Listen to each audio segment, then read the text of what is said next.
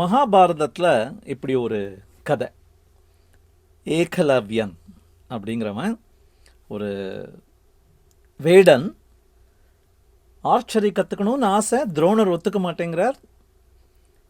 இவன் ஒரு பொம்மை வச்சு பண்ணி கற்றுக்கிறான். துரோணர் குரு தட்சிணையாக கிமி ஆஃப் ஃபிங்கர் அப்படிங்கிறார்.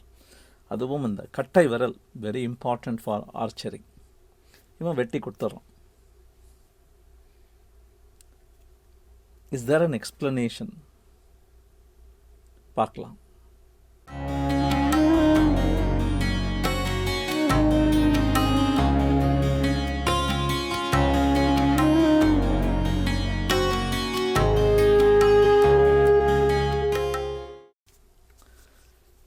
வணக்கம்.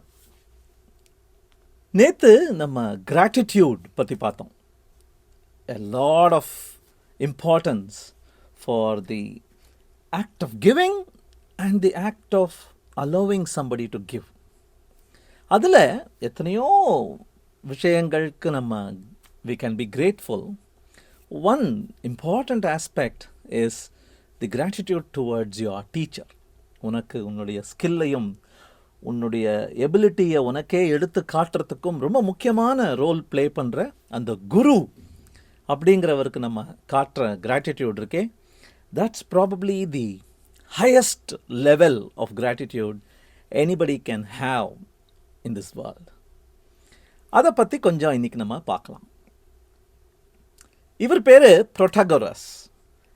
புரோட்டாகோரஸ் ஒரு சோஃபிஸ்ட், அதாவது நாலெட்ஜை பற்றி நாலெட்ஜ் கொடுக்குறவர் அப்படின்னு வச்சுக்கலாம். அண்ட் நல்ல argumentative type. Law and how to argue in a court of law சொல்லித்தரவர். இவரை ஒரு ஸ்டூடெண்ட் அப்ரோச் பண்ணுறான். அப்ரோச் பண்ணிவிட்டு, teach me but I don't have money, I will pay you the moment I win my first case. அது நிறைய பேர் பண்ணுறது தானே இப்போ கூட. You join a course and they say you don't need to pay fees. நாங்கள் சொல்லித்தர அளவு அவ்வளோ நல்லா இருக்க போகிறது. You will get a job, you can pay your fees after that அப்படின்னு சொல்லுவாங்க. அந்த மாதிரி நம்ம புரோட்டாகோரஸ் ட்ரை பண்ணுறார். என்ன ஆறுது, அன்ஃபார்ச்சுனேட்லி அவன் லா நிறைய கற்றுக்கிறான். கற்றுன்ட்டு I will take some other ப்ரொஃபஷன்னு போயிடுறான். பிடிக்கலை போல இருக்கு லா. பட் இவர் டேய், I taught you everything, you need to pay me அப்படின்னு கோர்ட்டில் போய் சண்டை போடுறார். அவனை ஒரு கேஸுக்கு கூப்பிடுறார், சூ பண்ணுறார் அவனை. அவனும் சரின்னு வரான். வந்துட்டு ரெண்டு பேரும் ஒரு சர்க்குலர் டைலமாவில் மாட்டிக்கிறாங்க. ஜட்ஜு கேட்குறார், உங்கள் தரப்பு என்ன, இவங்க தரப்பு என்னன்னு கேட்குறார். அதுக்கு நம்ம புரோட்டாகோரஸ் சொல்கிறார், இந்த பாருங்க, இஃப் ஐ வின், நான் ஜெயிச்சிட்டேன், the student has to pay the fees.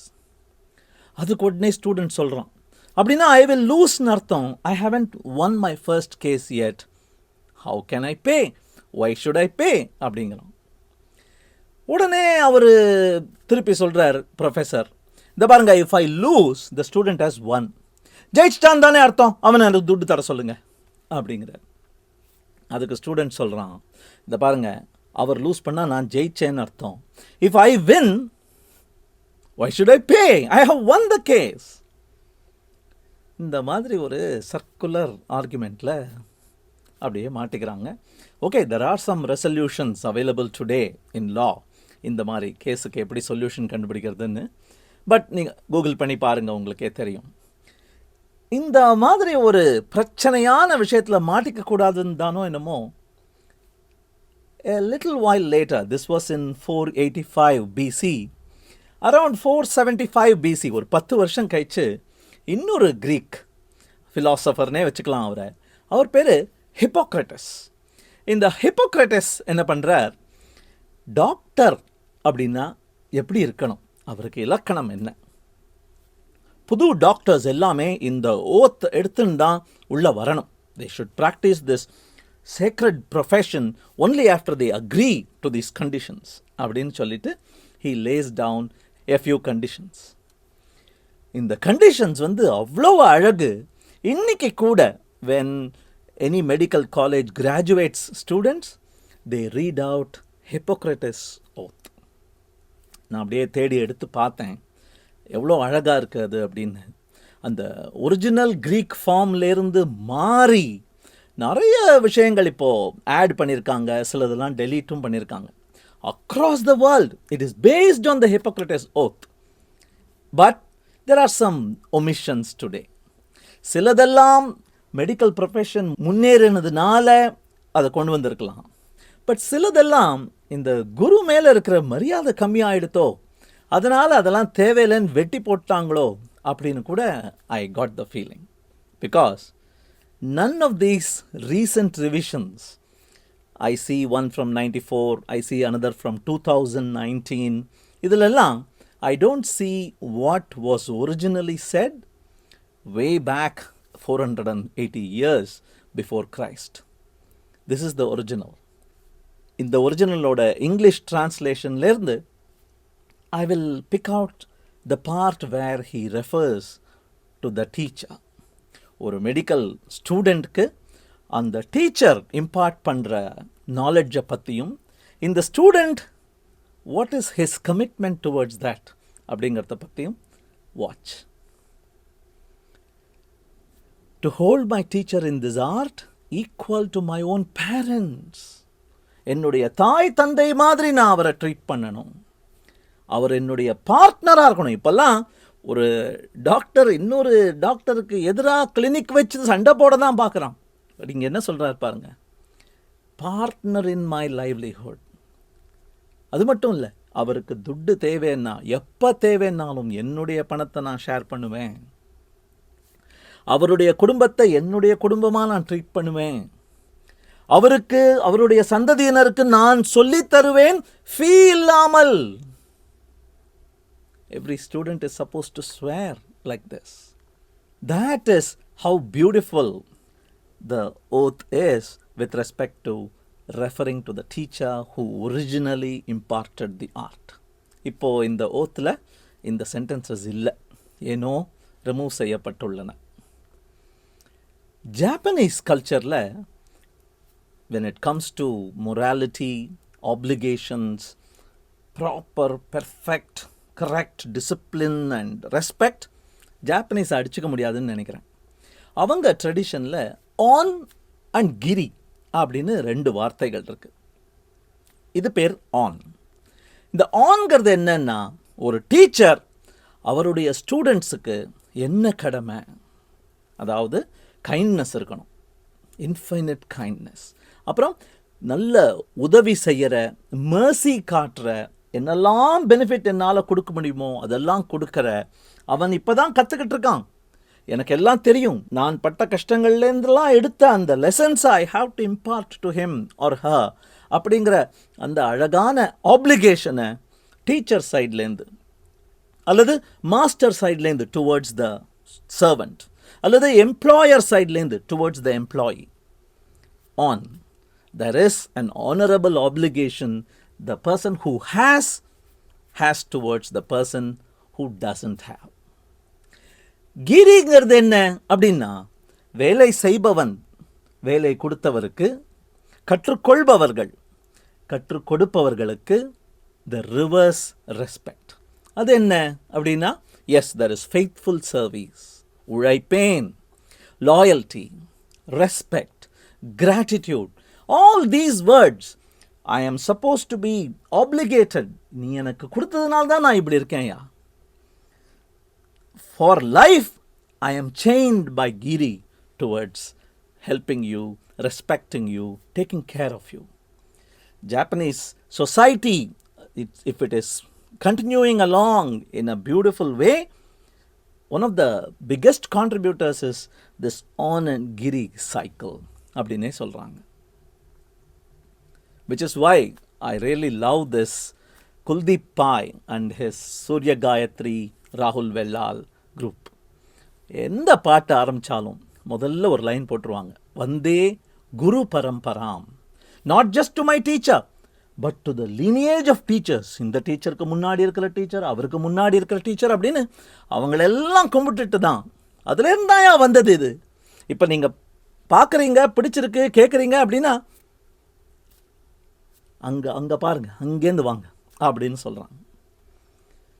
துரோணாவை பற்றி பேசினோம்.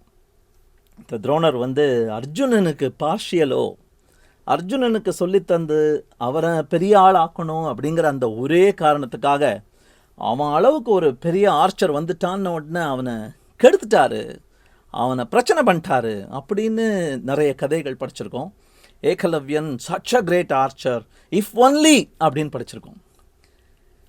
நானும் வருத்தப்பட்டிருக்கேன் அதை பற்றி. பட் கொஞ்சம் இன்னும் டீப்பாக அதை பற்றி யோசிக்க ஒரு அட்ஜஸ்ட்மெண்ட் பண்ணலாமோ அப்படின்னு தோன்றுறது. Let us resolve this Drona matter. முதல்ல we have to understand that archery is an art form. It is not about an arrow on a bow and sending it to the target. There is a lot more philosophy to it. யாரை குறிவைப்பது, யாரை கொல்லலாம், யாரை கொல்லக்கூடாது அப்படிங்கிறதெல்லாம் you don't learn by just pulling the string. You learn when the bow and arrow are away from you. ஒரு பொம்மையை வச்சு அதெல்லாம் கத்துன்னு இருக்க முடியாதுடா. கான்டெக்ஸ்ட் வேணும். It is not just aim and shoot. There is a lot more context. ரெண்டாவது வந்து let's understand that Drona is a teacher to Arjuna and he has an obligation towards him. On அப்படின்னு பார்த்தோமே ஜாப்பனீஸில், to make him the greatest archer ever. And it can be emotionally disturbing to Arjuna. And so, Arjuna, நில்லு, நான் அவனை பிரச்சனை பண்ணிடுறேன் அப்படின்னு சொல்லிட்டு he put on a show. கட்டவரலை குடுறா அப்படின்னு கேட்டு. But Drona knew the கட்டவரல் is not as important as people think. In Drona's style of archery, the thumb was an important device to pull the bowstring. Not really so in the archery that this man, Ekalavya, had learned. Drona knew it. So அவனுக்கு தேவையில்லாத ஒரு appendicitis பண்ணிடலாம் அப்படின்னு தான் சொல்லியிருக்கார் துரோணா அப்படின்னு நம்ம explanation கொடுத்துக்கலாம். ஆல்சோ இந்த காலத்தில் நிறைய மாறி இருந்தாலும் அப்போ ஜெய் பீம் படம்லாம் வெளில வரல. So there was a class distinction. Only a Kshatriya could actually get into warfare. இவர் வேடன், இவர் என்ன பண்ண போறார் இந்த இடத்துக்கு வந்து? இவர் எப்படி ஃபேமஸ் ஆக போறார்? இவருக்கு இருக்கிற பொட்டன்ஷியலை எப்படி வெளிக்கொண்டு போறார்? If that is the question, Drona wanted to create a twist. If you have to become famous, there has to be a story around you. There has to be a disappointment. There has to be a hero's journey. ஞாபகம் இருக்கா? நம்ம ஒரு Quotidianல பார்த்துருக்கோம். There has to be a suffering, a struggle and a comeback. That is what you are capable of. I have started you off on the journey. Continue your self-learning. All the best. அப்படின்னு சொன்னாரோ, இதை தான் நம்ம ஆளுங்க மறைச்சிட்டாங்களோ அப்படின்னு கூட I started wondering. Because today, the irony of it all is, any archer you see, அவர் வந்து robin ஹுட்டாக இருக்கலாம், கெவின் காஸ்ட்னர், ரசல் க்ரோவாக இருக்கலாம், அவரும் ராபின் ஹுட்டாக நடிச்சிருக்காரு, அல்லது நம்ம ஒர்லாண்டோ ப்ளூமாக இருக்கலாம், லெகோலாஸாக நடித்தவர், அல்லது இது ஞாபகம் இருக்கா? எல்லாரோட ஃபிங்கர்ஸையும் பாருங்க, தம்பே காணுங்க. The thumb is not being used in modern archery today. இதெல்லாம் சினிமான்னு நினைக்கிறீங்களா? டோக்கியோ ஒலிம்பிக்ஸ் பார்க்குறீங்களா? Female male Tokyo Olympic champions, இதை பற்றி என்ன நினைக்கிறீங்க? Where is the thumb? And the most cruel rub என்ன தெரியுமா? நம்ம ஊரில் கிரேட் ஸ்போர்ட்ஸ்மேனுக்கு அர்ஜுனா அவார்டுன்னு கொடுக்குறாங்க, ஞாபகம் இருக்கா? This is the Arjuna award. கூர்ந்து கவனிச்சிங்கன்னா it is these two fingers and not the thumb. அங்கே முடிச்சிட்டாங்க. There ends this Drona resolution. It was Drona who made all this possible அப்படின்னு நம்ம நினச்சிக்க வேண்டியதுதான். நம்ம இந்த மாதா பிதா குரு தெய்வம் அப்படின்னு கேட்டிருக்கோம். அதுக்கு வந்து நிறைய எக்ஸ்பிளனேஷன்ஸ் இருக்குது. இந்த ஈஷா இருக்காரே சத்குரு, அவர் வந்து ஒரு அழகான எக்ஸ்பிளனேஷன் கொடுத்துருக்கார். I will share that with you as a closing thought. He says, this is not some sequence, முதல்ல அம்மா அப்புறம் தான், அப்படி இல்லை. This is the progression of life itself. நீ பால் குடிக்கிற குழந்தையாக இருக்கும்போது அம்மா தான் உனக்கு உலகமே. அதுக்கப்புறம் you are getting exposed to the world. Your dad probably plays that role. It could be your mom too. But dad role, not the dad person. It's a dad role. And then comes the guru, where the mother and the father give you up to the guru. Take care of this boy or the girl. Take him into the world. Make him somebody. அப்படின்னு குரு தான் எல்லாமே அப்படின்னு ஆறது மூணாவது face. அதுக்கப்புறம் it is silent communion between you and your version of God. How you have that conversation, what insights you derive out of it. So it is a progression of life itself. Thank you.